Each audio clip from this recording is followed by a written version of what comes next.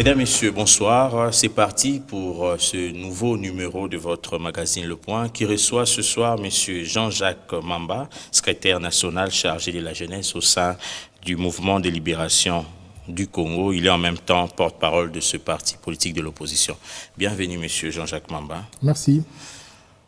Kananga, il se tient la réunion tripartite CNSA, CENI, gouvernement. Est-ce que les délégués du MLC au CNSA y prennent part? Non, nous ne prenons même pas part au CNSA, donc nous ne participons pas à cette réunion. Vous savez, on va dire comme ça, c'est un conglomérat de faussaires. Le CNSA, la démarche du CNSA est biaisée. Celle du gouvernement auquel nous n'avons pas participé, du reste, est biaisée aussi. Et donc voilà, ce que nous nous attendons, c'est simplement qu'il y ait un calendrier qui correspond à l'accord signé et que nous affûtions nos armes pour aller aux élections. Maintenant, mon avis personnel est que bon, voilà, c'est de la rhétorique. Nous avons besoin du concret. On attend de voir ce qu'il y aura dans le calendrier. Vous avez évoqué tout à l'heure que le processus pour la mise en place du CNSA a été biaisé. Comment biaisé? Mais vous avez bien suivi qu'à l'époque, l'équation était personnalisée. Ça veut dire que nous avions accepté de manière consensuelle que M. Tshisekedi soit le président du CNSA, bien que son nom n'avait pas été mentionné, mais il était le président du Conseil des sages. Ce consensus était lié à sa personne, à son parcours, à ce qu'il a donné pour ce pays, à son abnégation et à sa constance. Vous allez bien comprendre qu'en l'absence de M. Tshisekedi, il fallait aussi la même démarche consensuelle pour trouver la personne qui pourrait occuper ce poste-là. Mais malheureusement, et comme toujours, M. Kabila aime bien choisir ses pions. Il s'est organisé pour dédoubler, autant on l'a fait avec les partis politiques. Vous aviez bonne souvenance de ce qui s'est passé au MLC, avec l'ARC, avec le parti de M. Lumbi. Donc M. Kabila s'est employé avec sa majorité à dédoubler le rassemblement pour se choisir une personne qui lui devrait cette faveur, donc M. Olenga-Nkoyi, qui, ma foi, ne travaille pas en toute indépendance, ce qui, de manière essentielle, était la tâche principale du CNSA, d'avoir ce caractère indépendant de manière à conduire le gouvernement et la CENI de manière harmonieuse à exécuter le processus électoral suivant l'accord. Mais vous l'avez évoqué dans l'accord, c'était mentionné, c'est le président du Conseil des sages qui deviendra président du CNSA. Oui, mais en fait, en réalité, ce que nous avions voulu dire en ce moment-là, pour ceux qui étaient, j'étais expert aussi lors des conseils, ce que nous avions voulu dire, c'était que c'était M. Tshisekedi qui était à l'époque président du Conseil des sages. Et je crois que le quiproquo est né de là. Parce que comme je vous le dis, son parcours n'avait pas d'égal. Dans la salle, dans les conciliabules, dans toutes les discussions, son parcours n'avait pas d'égal. Et donc nous nous sommes pliés, bien que nous avions la prétention de diriger cet organe, nous nous sommes pliés à son parcours. Et donc, il n'était plus question, lorsque lui, il n'était pas là, que de manière unilatérale, que soit désignée une personne qui, ma foi, s'est illustrée dans sa carrière par des méfaits, par exemple de détournement des bus. Vous vous rappelez, M. Olenga-Nkoyi a été même chassé d'un gouvernement. M. Olenga-Nkoyi a fait quelques 200 voix aux élections. Il n'a pas le poids que souhaiterait voir le MLC pour le représenter au niveau de cette institution. Vous étiez expert, vous l'avez dit tantôt, mais comment, en travaillant sur le texte du CNSA, les décisions seront prises de quelle manière? Ou sont en train d'être prises? Ils ont leur CNSA. Vous savez, nous avions la prétention de diriger cet organe. Pour la bonne et simple raison que nous avions refusé de participer au gouvernement, parce que nous estimons qu'à chaque fois qu'on parle de partage de pouvoir, M. Kabila voit son pouvoir se renforcer. Et que donc il profite de ces occasions-là pour torpiller les accords et les textes. Donc nous n'avions pas voulu se plier à cette gymnastique et nous n'avons pas non plus voulu participer au bilan négatif de M. Kabila. Et donc notre position de ne pas être au gouvernement nous donnait l'avantage de ne pas être jugé parti. Parce que ceux qui sont dans le gouvernement ne peuvent pas s'auto-réguler, si vous voulez, s'auto-contrôler. Malheureusement, actuellement, vous avez M. Olenga-Nkoyi qui est obligé de contrôler son frère qui est au gouvernement. Donc je veux dire que dès lors que le CNSA perd essentiellement sa vocation d'indépendance et je veux dire d'objectivité, sa mission est biaisée. Mais à l'époque aussi, au cas où Étienne Tshisekedi n'avait pas rendu là, il allait aussi contrôler quelqu'un du UDPS qui serait au gouvernement. Oui, mais quand je vous ai parlé de son parcours, c'est parce que nous avions bonne foi de par ce qu'il nous a montré, ce qui nous a montré durant les 30 dernières années qu'il était au-dessus de tout cela. Donc, nous avions accepté ce bémol-là pour lui, mais nous n'étions pas prêts ou en mesure de l'accepter pour une personnalité comme M. Olenga Nkoyi. Donc, il fallait bien effectivement qu'il soit remplacé, mais de manière consensuelle. Et ma foi, M. Olenga Nkoyi, à tout point de vue, ça veut dire au niveau du background et au niveau du parcours politique, parler, c'est comme si le problème c'est M. Olenga Nkoyi. Le problème, c'est d'abord la démarche qui devait être associative, inclusive. Nous n'avons pas participé à cette démarche, d'autant plus que vous allez voir aussi que l'UNC n'a pas participé à la démarche. Vous avez quand même signé les arrangements particuliers. Nous avons signé les arrangements particuliers sans participer à la démarche consensuelle de désignation du président de la CENSA. Cela s'est fait au Palais du Peuple à l'insu des autres. Il n'y a pas eu inclusivité et ça s'est fait de manière unilatérale. La raison pour laquelle vous voyez les plus grandes formations politiques de l'opposition de ce pays ne pas participer, en dehors de la majorité qui a occasionné ce dédoublement, ne pas participer au CENSA. Vous avez la première force politique de l'opposition qui est l'UDPS, vous avez la deuxième force qui est le MLC et la troisième, l'UNC. Ces forces-là ne participent pas au CENSA. Je reviens à ma question. Au sein du CENSA, les décisions se prennent de quelle manière? Écoutez, il y a un règlement d'ordre intérieur qui doit être publié, donc ils ont certainement des modes de fonctionnement qui me sont tout à fait étrangers parce que nous ne participons pas. Donc ils ont élaboré un règlement intérieur qui leur est propre et je pense que cette question doit leur être posée. Dernièrement, il y a quelques membres du Fonds pour le respect de la Constitution qui ont souhaité participer au CENSA pour voir le pays avancer, pour qu'on aille effectivement aux élections. Mais écoutez, oui, ce sont des initiatives personnelles qui ont été émaillées d'un grand tohu-bohu autour d'une pseudo-dislocation du Front pour le respect de la Constitution. Moi, j'ai versé ça dans le sac de la situation socio-économique individuelle des personnes, notamment les personnes qui ont initié cette démarche. Je parle en l'occurrence de M. Loumanou qui, ma foi, n'a plus travaillé depuis 1997-18. Il était à l'époque ministre de l'Intérieur, donc ça fait quand même 20 ans qu'il n'a pas travaillé. Et ce qui m'a le plus étonné, c'est que lorsque nous avions fait la déclaration commune de dire que nous ne sommes pas concernés par la démarche, il a participé à l'élaboration de ce communiqué et il était à la droite du professeur Njoli. Donc, il participe à l'élaboration d'un communiqué qui dit que le front n'est pas concerné. Il signe ce communiqué et le lendemain, pour des raisons qui lui sont propres et que moi je verse, comme je vous l'ai dit, dans le cadre de la situation socio-économique, j'espère qu'on en parlera, qui est très difficile, il change d'opinion et il se réclame d'être du front nationaliste. Mais comme vous avez pu le constater, c'était un feu de paille. La place est restée vacante et les choses se bloquent. Donc, au regard de tout ça, selon M. Jacques Mamba, tout ce qui va se passer à Kananga sera un échec. Donc, la réunion des cas va accoucher d'un sourire. Je ne suis pas un prophète de malheur. Je ne suis pas en train de vouloir qu'il y ait échec. Ce que nous voulons MLC, c'est qu'il y ait un calendrier électoral réalisable, consensuel et qui correspond à ce qui a été discuté lors des concertations du centre interdiocésain. C'est-à-dire avoir les élections au plus tard cette année. Et même si nous n'avons pas les élections cette année, parce qu'on ne va pas brûler la maison parce que nous ne les avons pas. Mais le minimum que nous puissions avoir cette année, c'est d'abord le fichier consolidé et notamment le calendrier électoral qui permettra à tous les Congolais de savoir qui seront les candidats à l'élection présidentielle. Prenons le cas que les élections soient organisées en décembre. Le MLC est-il prêt?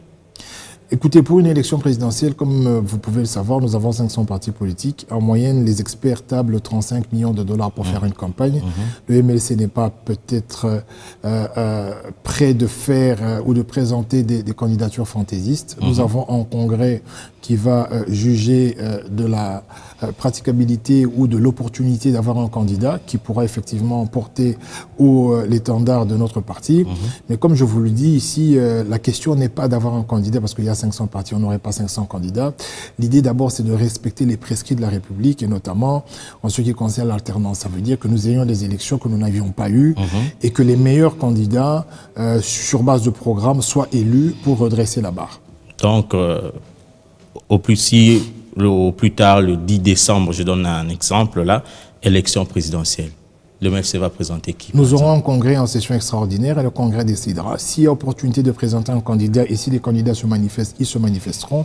Mais s'il n'y a pas cette possibilité, ça ne nous empêchera pas, parce que vous le savez très bien que les présidentielles sont couplées aux législatives, de participer à tous les scrutins, à tous les niveaux. Dans Sauf la mesure, la présidentielle, parce que c'est une chasse gardée du chairman. Je vous le répète, que le MLC ne va jamais, alors au grand jamais, présenter une candidature fantaisiste. Maintenant, je ne suis pas le Congrès. Le Congrès peut décider de porter un candidat à la présidence de la République qui peut, si M. Jean-Pierre Bemba est libre, être M. Jean-Pierre Bemba ou une autre personne s'il n'est pas libre. Est-ce que c'est possible une autre personne? Parce qu'en 2011, comme le chairman était encore en prison, c'était impossible qu'il... Mais les candidatures sont analysées au niveau du Congrès. Comme je vous le dis, il y a plusieurs critères. Vous savez, pour gagner une élection dans ce pays, comme je vous l'ai dit, même M. Tshisekedi, le feu Tshisekedi, je sais qu'il avait gagné cette élection, mais ce n'était pas aussi facile que cela. Donc je vous dis qu'une élection au Congo, il faut compter entre 30 et 35 millions de dollars pour la réaliser.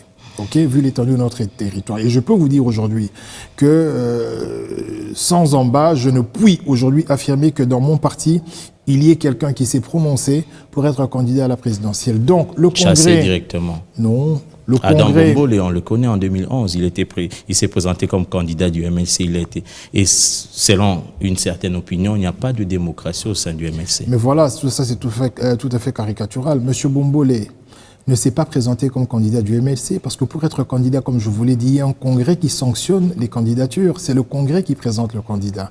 Monsieur Bombole s'est présenté comme indépendant. Il est venu au MLC pour dire effectivement ses intentions, ses bonnes intentions d'être candidat parce que c'était un droit légitime et c'était son droit. Mais malheureusement, il n'a pas présenté sa candidature au congrès et le congrès ne l'a pas validé. Donc dès lors que vous sortez des structures du parti, ce qui est tout à fait légitime, et que vous vous présentez comme indépendant, n'allez pas accuser un parti de ne pas vous avoir aligné, parce que comme je vous le dis, le Congrès c'est une suprastructure, c'est toutes les structures de la République qui se réunissent et elles décident de manière très indépendante de qui est en mesure de représenter le parti aux élections présidentielles. Ok, nous allons aborder un autre point relatif à la situation du pays, situation socio-économique du pays. Hier, lundi, les médecins ont entamé une grève, les professeurs de l'UNIKIN également, ceux de l'IPEN aussi. Où va le pays? Mais écoutez, je vais essayer de résumer la situation, si vous allez le permettre. Allez-y. Vous savez, nous sommes le seul pays en Afrique qui porte la dénomination démocratique. Et la démocratie répond d'un trinôme. Alors, lorsque je vous dis que la démocratie répond d'un trinôme, vous avez trois choses. La première, c'est la sacralisation de la loi fondamentale. Ici, nous nommons la Constitution. Ok. La deuxième des choses, c'est l'anoblissement de la responsabilité politique. Et la troisième des choses, c'est l'élévation de la justice. Alors, je vais m'expliquer. Lorsque je vous parle de la sacralisation de la loi fondamentale, la loi fondamentale, c'est la loi mère du pays. Exact. Le chef de l'État prend l'engagement de la respecter, de la faire respecter. Toute loi dans le monde peut subir des modifications, mais il faut que ça réponde à deux critères. Le premier critère, c'est la pertinence. Ça veut dire qu'il faut que ce soit pertinent dans le sens de l'amélioration des conditions de vie des gens. Et le deuxième critère, il faut que ce soit impersonnel.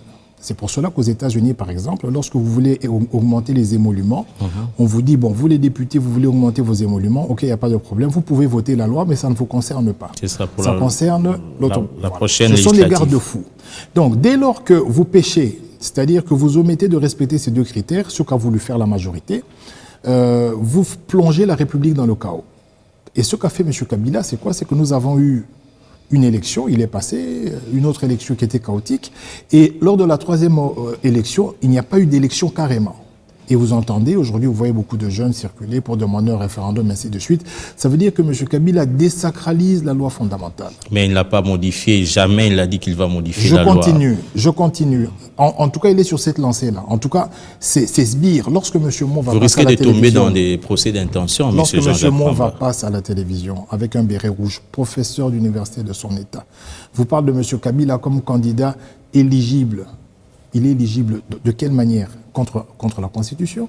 Lorsque M. Kokoniengi parle de référendum, il a quand même une place de choix dans la majorité présidentielle. Mais laissons cette question. Prenons le deuxième point. Je parle de l'anoblissement de la responsabilité politique. Exact. Ce que devraient faire les camarades de M. Joseph Kabila, c'est de constater l'échec. Vous savez, il y a un pacte républicain qu'il faut respecter. La fonction principale des politiques, c'est, si vous voulez, améliorer les conditions de manière continuelle et faire progresser la société. Indépendamment de votre famille politique, dès lors que vous tombez en désuétude, dès lors que vous brisez ce pacte, ça veut dire qu'en tant que chef de l'État, en tant que gouvernement, vous ne réussissez pas cette mission. Vous n'améliorez pas les conditions des gens. La vie continue le niveau de vie des gens continue à baisser. Vous plongez le pays dans une catastrophe. Il faut que vos pairs, ça veut dire vos collègues politiques, notamment ceux de la majorité, disent à M. Kabila, camarade Kabila, vous avez fait votre temps, mais voilà, nous avons fait un échec, nous avons échoué.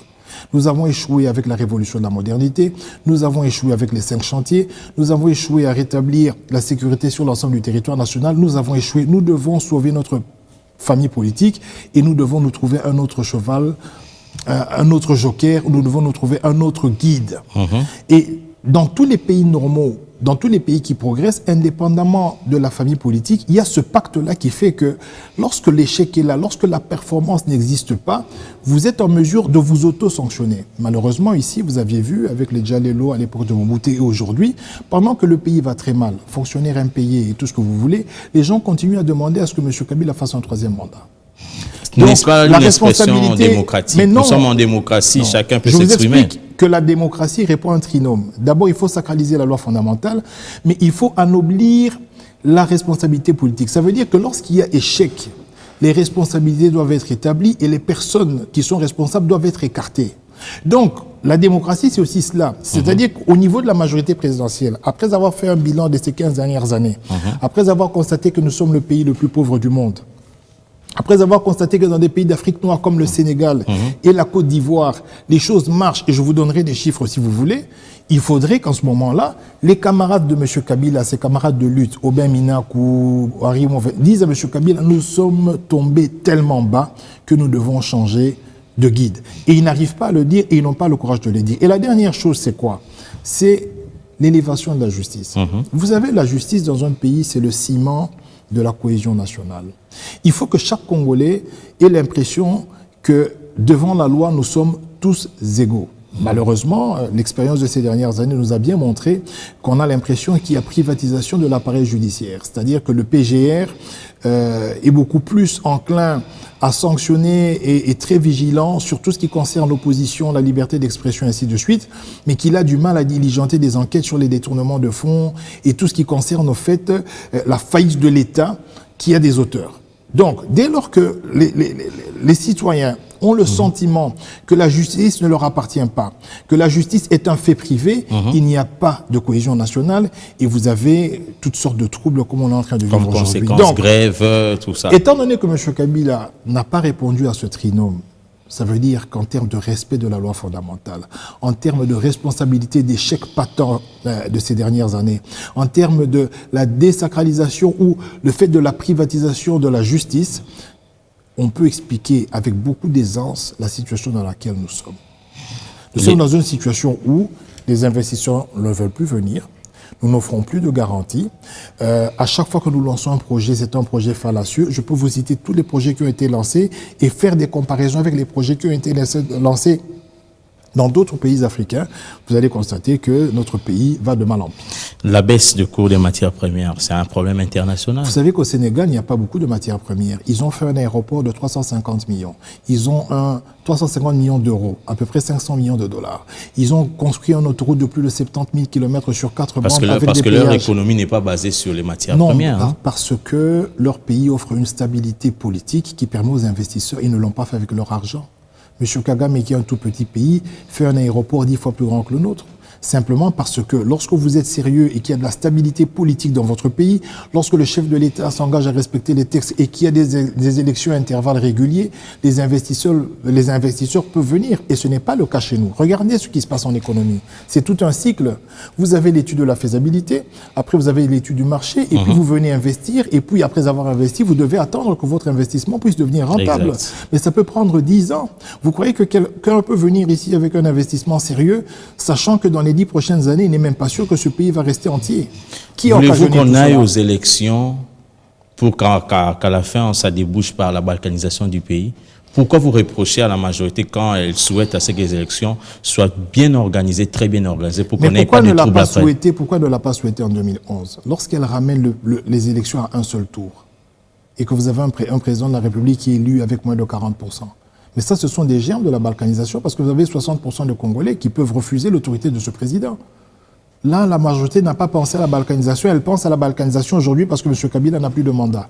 Je pense que les stigmates de la balkanisation sont déjà dépassés. Nous ne sommes plus dans cette logique-là. Nous sommes dans une logique où vous avez un chef de l'État qui, à un certain moment, est entêté par des personnes qui ne pensent qu'à leur ventre, qui ne pensent qu'à leur devenir personnel, à leur famille, à leurs avoirs, à leurs avantages, à leurs privilèges, et continuent à l'entêter pour lui dire qu'écoutez, vous savez, en Angola, ça s'est bien passé, regardez ce que Kagame a fait, regardez ce qui se passe au Burundi. Là, ce sont les procès d'intention. Mais j'ai vu les jeunes du PPRD chez Kurunguiza qui étaient avec les jeunes fous, entre guillemets, je crois qu'ils ont une dénomination spéciale au Burundi. J'ai vu les jeunes du PPRD aller voir Kurunguiza. Je veux dire que ce ne sont pas des procès d'intention, ce sont des faits qui sont relatés, des faits réels. Mais ça réels. dérange en quoi si le PPRD, le parti, le CNDD sont des partis partenaires?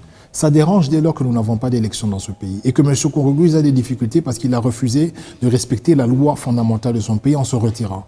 Donc dès lors que nous avons un pays qui a 9 frontières, nous avons des défis à relever, nous avons une situation économique catastrophique et nous avons un pays qui n'a pas organisé des élections. Vous avez d'une part des jeunes qui vont chez Kurunguiza, d'autre part des jeunes qui sillonnent la ville avec la vulgarisation de l'article 5 parce qu'ils sont en train de récolter des signatures, mais ça craint.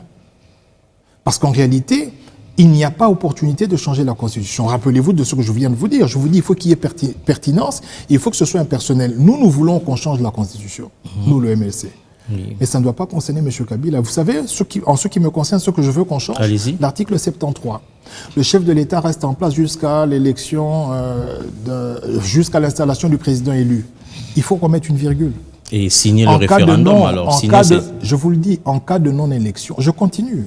La seule modification qui m'intéresse, c'est celle-là. En cas de non-élection, le président est réputé démissionnaire et est remplacé par le président du Sénat, point barre. Initier une pétition. Sinon, à chaque fois qu'un président arrivera au terme de son 2e mandat, il peut faire créer des troubles, il peut faire organiser des discussions interminables et entamer de manière tacite un autre mandat, parce que là, M. Kabila a déjà 1 an.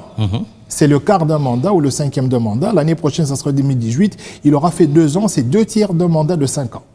Initier alors une pétition pour qu'il y ait référendum? Non, nous allons le faire avec un président ou avec un gouvernement, avec une majorité qui est responsable.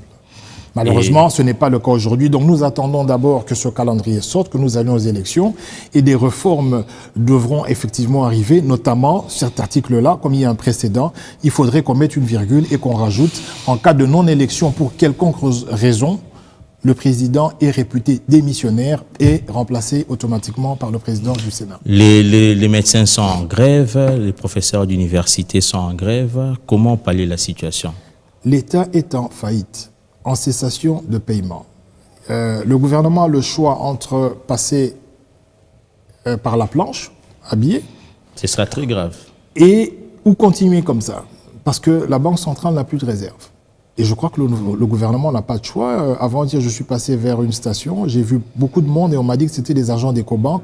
Je me suis arrêté, enfin des agents, des fonctionnaires qui se font payer par Ecobank. Je me suis arrêté et ils m'ont appris qu'ils sont payés par des billets de 20 000 francs. Donc je suppose qu'ils ont déjà commencé avec la planche à billets, ce qui va porter le dollar jusqu'à 20, 40, peut-être qu'on va finir l'année à 20, 25. Ce qu'il faut faire est très simple. Monsieur Tshibala a tenté, il y a une initiative qu'il a menée en direction du FMI. Qui a un fonds d'urgence. Malheureusement, il a eu une réponse de non-recevoir. On n'a pas reçu sa demande pour la bonne et simple raison qu'on demande une lisibilité du processus électoral et une stabilité politique. Ingérence, c'est l'ingérence dans les affaires internes d'un pays. Ce n'est pas de l'ingérence. Parce que lorsque vous quittez votre pays pour aller demander de l'aide ailleurs, mais écoutez, vous allez demander de l'aide auprès de vos partenaires. Mais vos partenaires doivent savoir à quoi va servir cette aide. Comment est-ce que vous allez l'utiliser? Comment se passe la gestion dans votre pays? Vous prêterez de l'argent, même quand vous allez dans une banque. Pourquoi la banque vous demande d'apporter un contrat de travail? La banque veut se garantir que les fonds qu'elle va vous prêter seront utilisés à bon escient. Donc, souffrons aussi que nos partenaires s'intéressent à notre gestion politique, à notre gestion économique. Et malheureusement, notre gestion politique est des plus catastrophiques parce que si nous n'avons pas ce calendrier-là à temps, mais le pays va continuer à plonger parce que qu'est-ce qui se passe? Les partenaires veulent être assurés que nous avons un calendrier qui est finançable pour qu'eux aussi s'impliquent en collaboration avec le gouvernement pour que ces élections aient réellement lieu et que nous entrions dans une période de stabilité pour les 5 prochaines années. Quelles sont les garanties qui vous disent aujourd'hui que la communauté internationale, les partenaires de la RDC vont financer? Parce qu'en 2011, ils avaient aussi promis, mais au final, c'était le gouvernement. Depuis que nous avons commencé à faire les élections dans ce pays, prenons 2006 et 2011, les kits ont été déplacés par quels avions? Comment déplaçons-nous les kits? Nous avons toujours eu l'assistance de la MONUSCO. C'est la communauté internationale. Nous n'avons pas d'hélicoptère pour le faire. Donc ne me dites quand même pas que nous avons besoin de garanties parce que nous avons un gouvernement qui est incapable de nous donner des garanties. M. Kabila a même été incapable. Il a même dit lors d'une interview que je n'ai jamais promis les élections cette année. Donc si vous avez un gouvernement, un chef de l'État qui est incapable de vous donner des garanties et vous voulez que les autres vous en donnent. Mais il est dit tout haut qu'il y aurait élection dans ce pays. Mais écoutez, vous savez, même à l'époque... Attendez, à l'époque de Mobutu aussi, il y avait des élections. Le dire tout haut est une chose, mais quand est-ce que viendront ces élections? Est-ce que vous savez que toutes les opérations que fait M. Nanga doivent être circonscrites dans un calendrier? Même l'enrôlement fait partie des opérations électorales. Donc nous devrions savoir quand est-ce qu'il le commence, quand est-ce qu'il le finit, quand est-ce qu'il y a le vote, excusez-moi, de la loi électorale ou de la répartition des sièges au Parlement, quand est-ce que nous avons le fichier fiabilisé. Tout ça doit être circonscrit dans un chronogramme qui permet aux acteurs politiques ou aux différentes parties de s'impliquer, de se préparer. Vous vous dites opposition républicaine, le MLC, vous faites de l'opposition républicaine. Quelles sont les issues de sortie des crises pour que ces grèves interminables cessent directement? Non, les grèves sont le résultat... que le chef de l'État démissionne, le gouvernement démissionne. Les grèves sont le résultat de la faillite de l'État. Maintenant, nous devons avoir une approche, si vous voulez, de reconstruction de l'État. Et il y a des prémices. Lesquelles? Nous avons un pays dans lequel plus personne n'est légitime. Le chef de l'État n'a plus de légitimité, le président du Parlement, le président du Sénat, tous les députés, plus personne n'a de légitimité. Donc, on devrait commencer par là. On doit reconstruire ou rétablir la légitimité des dirigeants. Et pour la rétablir, il faut que nous allions aux élections. Et pour que nous allions aux élections, et pour que nous y croyons, il faut qu'il y ait un calendrier électoral, cette fois-ci, qui sera suivi. Parce que dès que ce calendrier sortira, les différentes familles politiques vont affûter leurs armes, les partenaires vont vont regarder le pays à travers un prisme beaucoup plus objectif et avec beaucoup plus d'espoir. Et je pense que les investisseurs qui rechignaient ou les agents économiques qui avaient peur vont aussi essayer de mettre un peu d'eau dans leur vin et de voir dans quelle mesure ils peuvent faiblir en termes de flexibilité, dont je parle de la flexibilité dans les affaires. Nous aurons la circulation des devises et les gens vont continuer à être payés. Parce que si nous laissons la situation exclusivement à la merci de la planche à billets, nous allons connaître la situation que nous avions en 91, 92 et peut-être même aboutir à des pillages parce qu'à un certain moment, l'État sera essoufflé et ce sera très compliqué. Et surtout que nous sommes à la veille de la rentrée scolaire avec les parents. Les gens n'en parlent même pas parce que la situation est catastrophique. Les gens ne sont pas payés. Il n'y a même pas d'engouement. Vous savez comment ça se passe. Dans certains pays comme le Gabon, on paye $50 aux élèves de la 6e primaire comme bourse.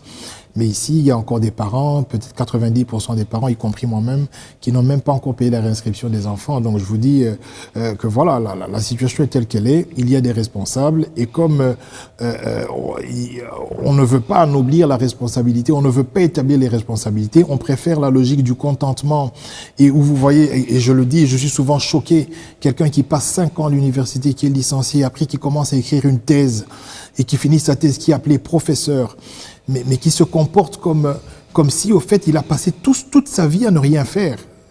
que de soutenir des inepties, que de dire des choses par simple fanatisme et avec une expression aussi...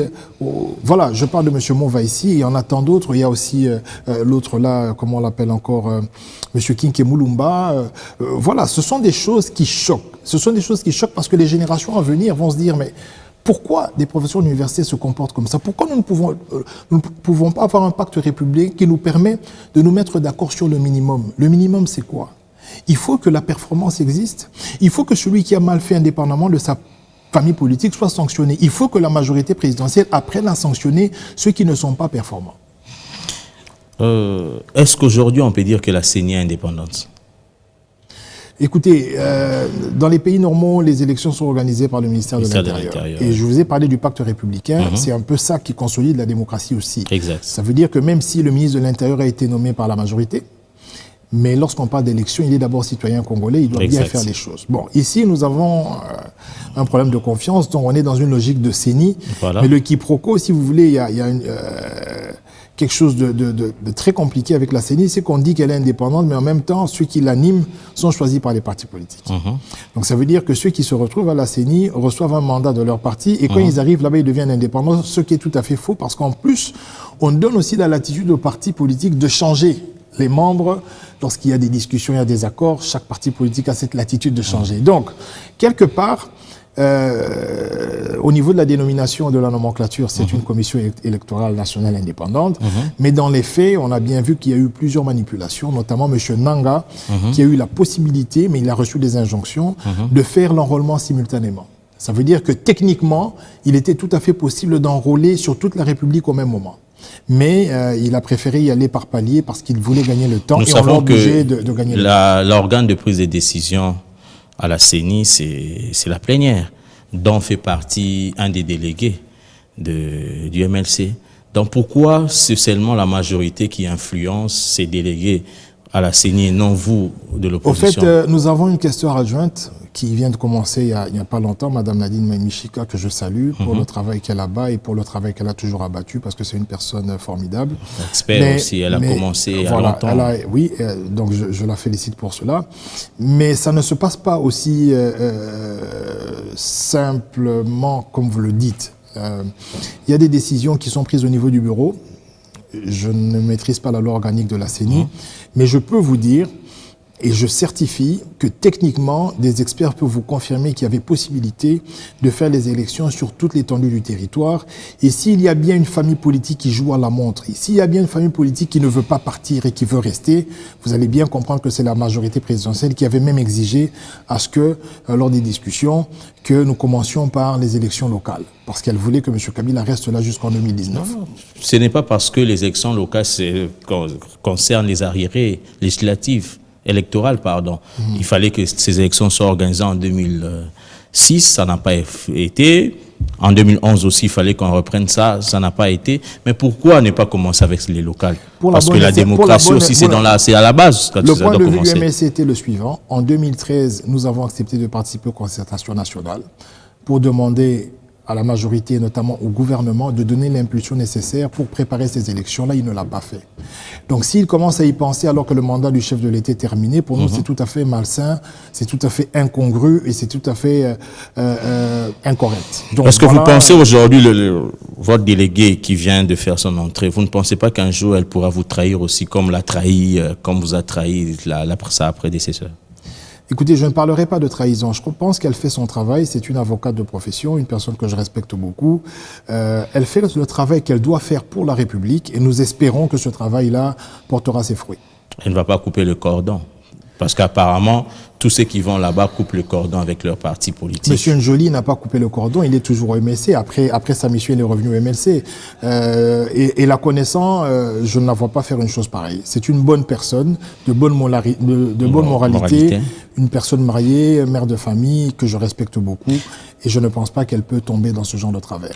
Vous êtes également secrétaire national chargé de la jeunesse au sein du MLC. Est-ce que les jeunes ont une place au sein du MLC?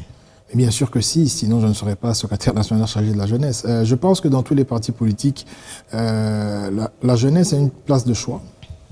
Et cette place s'impose. Elle s'impose pour la bonne et simple raison que sur les 70 millions de Congolais que nous avons dans ce pays, vous avez plus ou moins 60 à 75% de jeunes. Nous avons une population qui est très jeune et que donc dans tous les milieux, que ce soit les milieux professionnels ou les milieux politiques, cette prépondérance démographique a de l'impact dans tous les secteurs. Donc même au niveau du MLC, la plupart des membres sont des jeunes et donc la place, elle est de choix. Vous ne les étouffez pas? Non, du tout. Parce que certaines opinions, une certaine opinion pense que les mouvements citoyens sont créés parce qu'au sein des partis, les jeunes sont étouffés. Non, je pense que les mouvements citoyens qui sont des bons mouvements, il y en a partout dans le monde, hein. Même aux États-Unis, il y a des gens qui se réunissent pour une cause déterminée. Mais ici, c'est très lié à l'inertie politique, au fait que M. Kabila veut sacrifier le compromis politique de Sun City. Parce que vous savez que nous avions un pays déchiré, morcelé. Et nous nous sommes convenus à Sun City de reconstruire le pays, dont nous avons eu le 1+4, d'aller vers les élections et de consolider la démocratie. Et l'on constate que Kabila, le chef de l'État, veut déconstruire la démocratie, veut déconstruire ce qui a été convenu. Et je crois que c'est la source légitime de la création de tous les mouvements sociaux que vous observez. Donc, ils sont créés parce que vous, politiciens, vous les avez déçus? Non, ils sont créés, regardez le leitmotiv de tous ces mouvements sociaux. Tous demandent l'alternance. Il n'y a pas une guerre contre les partis politiques. Il y a une guerre contre M. Kabila et ses projets macabres de déconstruire la démocratie. Apparemment, vous résumez tout à M. Kabila. Oui, malheureusement, nous résumons tout à M. Kabila parce que c'est le chef de l'État. Lorsqu'on est chef, on doit porter le chapeau et malheureusement, c'est le cas. Il est auteur moral, il est l'autorité morale de la majorité présidentielle et il est le chef des armées. Donc, lorsqu'on parle de la sécurité, c'est lui le chef. Souffrez que nous ne parlions que de lui parce que M. Tchibala a un rôle assez protocolaire et après ces 100 jours, il n'y a rien à redire sur son action aussi mitigée qu'inexistante. Aujourd'hui, prenons le parcours du MLC de 2011 à 2017 aujourd'hui. Qu'est-ce que vous pouvez reprocher des actions du MLC? Écoutez, comme tous les partis politiques, il y a des bonnes comme des mauvaises actions. Je ne suis pas là. C'est la place de l'inspecteur général qui pouvait... Il y a des bonnes comme des mauvaises actions. Il y a des actions qui ont été bien comprises. Il y en a qui n'ont pas été. Je vous donne l'exemple des concertations nationales. Lorsque nous y sommes allés, on nous a accusés de traîtres. Nous avons perdu des camarades qui sont allés dans le gouvernement.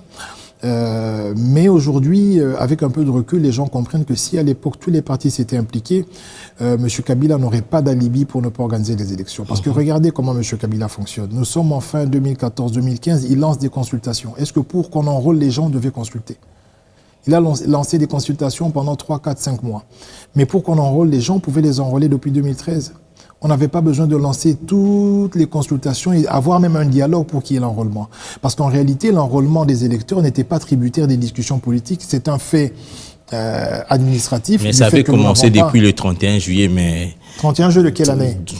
31 juillet 2016, l'enrôlement. Mais c'est ce que je vous dis, monsieur. Le dialogue a commencé au mois d'août.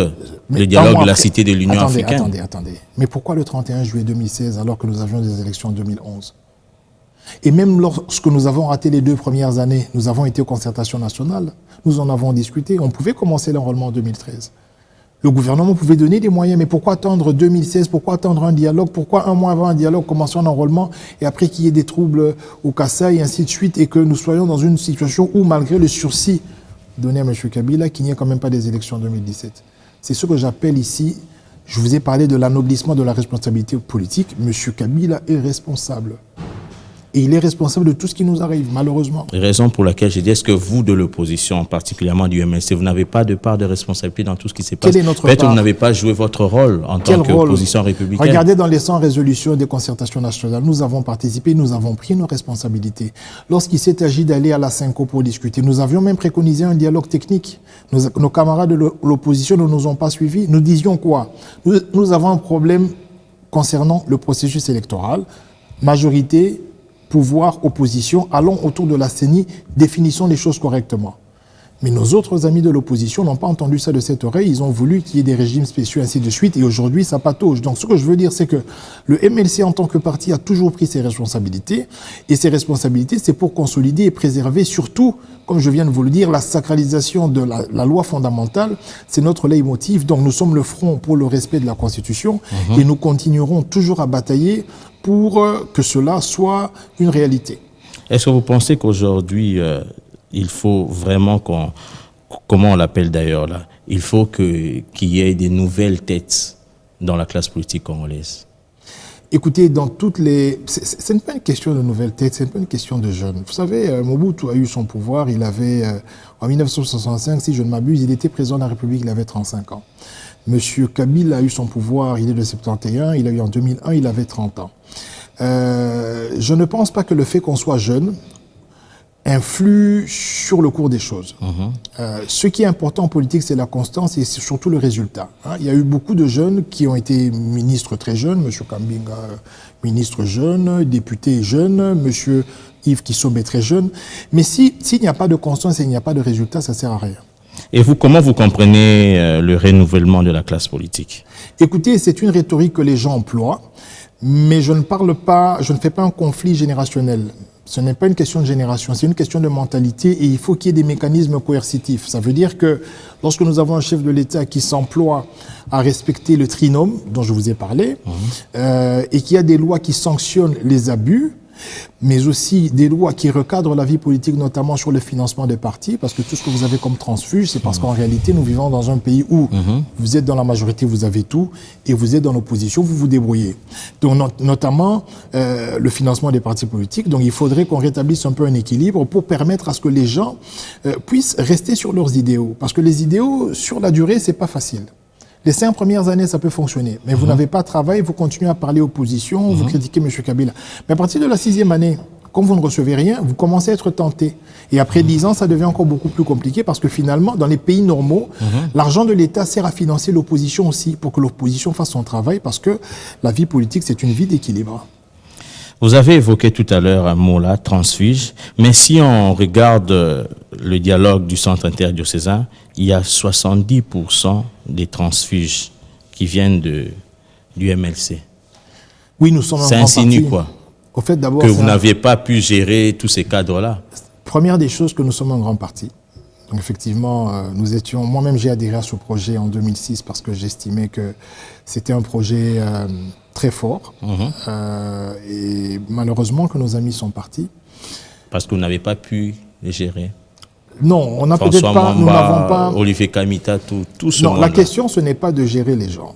La question, c'est que, en politique, comme je vous l'ai dit, vous devez avoir les résultats, mais vous devez avoir la constance. Il y a des personnes qui sont fidèles à elles-mêmes, il y a des personnes qui sont fidèles à leurs idéaux. Et puis, il y a le jeu de la démocratie qui fait que partout au monde, les gens peuvent quitter un parti pour aller vers un autre parti. Il faut considérer qu'il y a la liberté de mouvement en politique, mais il faut aussi davantage considérer que dans notre pays, les motivations qui militent à ce genre de transfuge sont généralement des motivations socio-économiques parce que les gens, en réalité, ne croient pas en ce qu'ils disent, mais ils sont plutôt fidèles à leurs besoins, à leurs ambitions démesurées, de telle sorte qu'à un certain moment, lorsqu'elles ont l'opportunité de s'exprimer ou de faire vivre ces ambitions, elles peuvent renier leurs idéaux initiaux pour aller dans une famille autre ou la famille qu'elles critiquaient auparavant. Vous regrettez tout ce monde-là? Écoutez, c'est vrai que si toutes ces personnes étaient encore au MLC, nous serions encore un parti plus fort. Mais je pense que le MLC se régénère chaque fois. Et que voilà, c'est aussi ça la vie politique. Parce que vous savez, partir est une chose, mais qu'est-ce que vous faites quand vous partez? Prenez des cas, parce qu'apparemment vous évitez qu'on cite les noms, mais il y a des personnes qui sont parties dans la majorité présidentielle qui ont été obligées à un certain moment de renier tout ce qu'elles avaient dit auparavant. Donc, ça veut dire que leur crédibilité a pris un coup. Aujourd'hui, ce ne sont pas des personnes audibles. Lorsqu'on les voit, on ne pense qu'à une seule chose, la traîtrise. Lorsqu'on les voit, on ne pense qu'à une seule chose, l'amateurisme et l'opportunisme. Moi, je n'aimerais pas être parmi ces jeunes qui, lorsque je passe sur un écran, les gens me regardent et disent « Oui, oui, c'est un opportuniste. Oui, c'est un farceur. Oui, il avait raconté ceci. Aujourd'hui, il a changé. » Je pense que les jeunes d'aujourd'hui doivent beaucoup plus se projeter dans l'avenir parce qu'à l'ère du numérique, les images restent, les vidéos restent et donc tous les propos tenus et toutes les positions tenues peuvent vous être opposées tôt ou tard. Aujourd'hui, qu'est-ce qui fera c'est que Jean-Jacques Mamba quitte le MLC? C'est une option. En tout cas, je n'ai pas un contrat à durée indéterminée avec le MLC. Mais comme je vous ai dit, j'ai adhéré à un projet et ce projet existe. J'ai fait 11 ans au MLC, je m'y plais, je sais que ce n'est pas facile tous les jours. Mais même si cela arrivait, ce ne sera pas pour me renier. Parce que je reste républicain, ce ne sera pas pour aller vous dire demain que M. Kabila est un révolutionnaire, M. Kabila a bien fait dans ce pays. Et qu'est-ce qui peut être à la base de ce départ? Écoutez, vous savez, déjà, je ne l'entrevois pas. Je ne me vois pas quitter le MLC. C'est mon parti que j'affectionne, pour lequel je milite. Mais comme je vous le dis... Les images restent. Oui, bien sûr. C'est moi qui vous l'ai dit. Ouais. Et comme je vous le dis, si ça arrive, ce sera un fait de conviction personnelle si je suis en désaccord total avec la ligne du parti.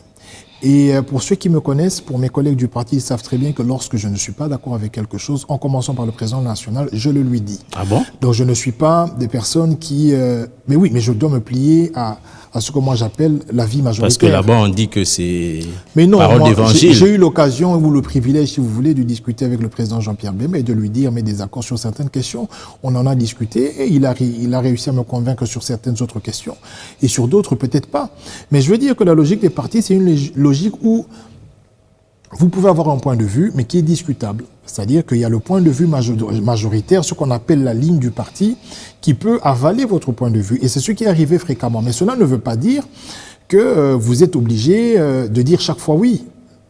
Parce qu'il peut arriver que votre nom influence la majorité dans le groupe et que finalement le parti s'incline ou aille dans la direction que vous avez indiquée.